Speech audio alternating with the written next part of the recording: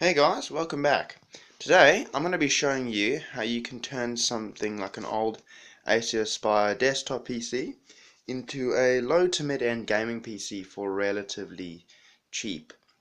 So I actually got this PC off of Gumtree not too long ago for free. Someone had been offering a whole bunch for pickup, so I thought I'll go pick it up. So the actual model of this is the M5640, I believe.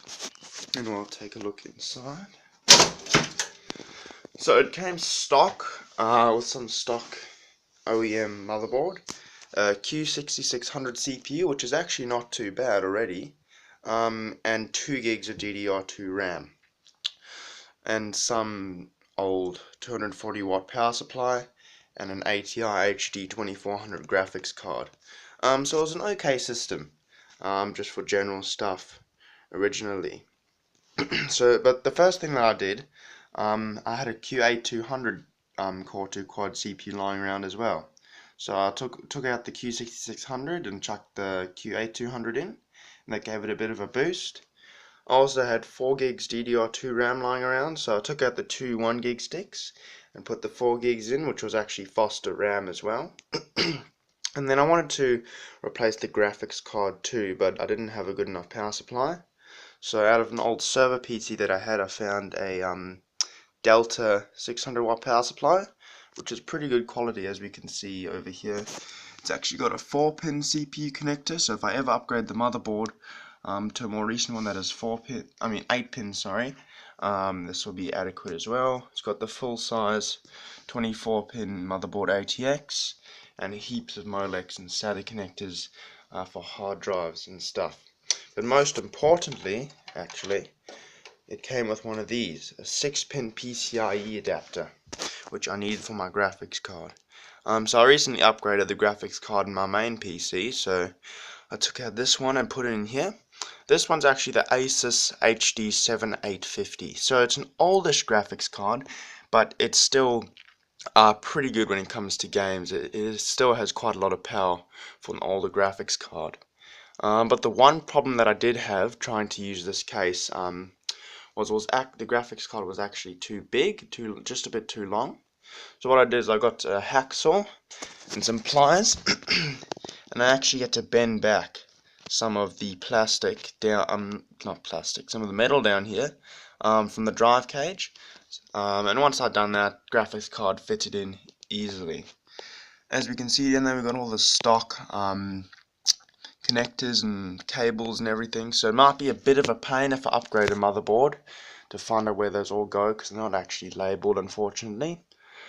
But yeah, so all of the stuff I pretty much got at a very low price. The hard drives, which are 160 gig hard drive, I got that for free in one of the PCs that I picked up as well. I'm using the stock cooler right now, mostly because I'm pretty sure that's the only one that'll fit with this motherboard. And secondly, I can't actually overclock with this board. So in the future, hopefully I can upgrade to a mini ITX board or mini ATX board that actually supports overclocking, and then I can overclock the Q8200, see what it's capable of, and maybe upgrade some RAM. So what we'll do is we'll turn it on. Oh, before we do that actually, one of the main issues that I thought of was the cooling for the graphics card, seeing as it doesn't actually have that much space in between the bottom of the case. So I had some old 80mm fans that I had, so I just screwed them on straight into this grill on the side, and that's able to bring in some decent airflow for the graphics card to use, although I'm probably going to take them both off and put a better 120 or 140mm fan on. That'll give me more airflow, and it'll be quieter as well. So we'll go ahead and turn this on.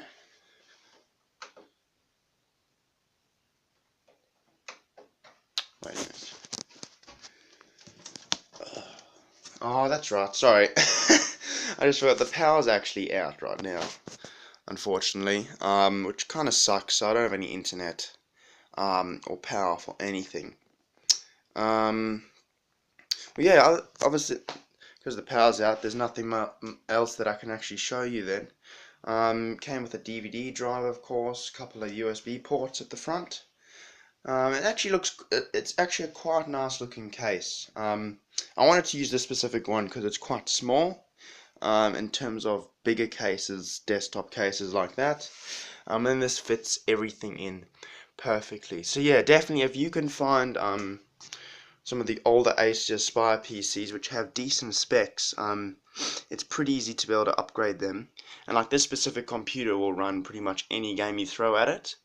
At medium settings, it's got some pretty good hardware in there, which is pretty easy to come by as well. So I definitely recommend checking out Gumtree or Craigslist, whatever, or even eBay, whatever there is in your area, and try and see if you can score some freebies or really cheap parts as well. So thanks for watching, guys, and I'll see you next time.